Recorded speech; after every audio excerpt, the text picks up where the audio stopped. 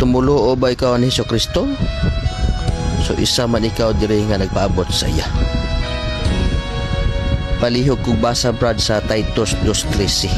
Samtang nagahulat kita sa malipayon nga adlaw nga aton ginalauman nga amo ang makatilingala nga pag-abot ni Hesus Kristo nga aton manluluwas kag makagagahom nga Dios.